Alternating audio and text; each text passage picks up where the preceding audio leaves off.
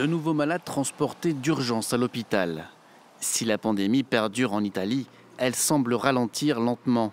727 morts du Covid-19 dans les dernières 24 heures, c'est 110 de moins que le jour précédent. Mais le taux de personnes contaminées, lui, reste constant. Pour les autorités, l'erreur serait de crier victoire trop tôt. Non dobbiamo confondere i primi segnali positivi che registriamo in queste ore con un segnale di cessato allarme.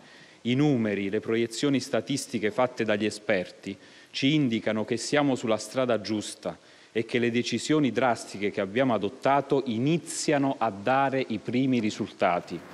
L'Italie compte près de 13 000 morts du Covid-19, mais ce chiffre pourrait être 2 fois plus élevé, car aucune donnée n'existe concernant les décès de personnes âgées chez elles ou en maison de retraite.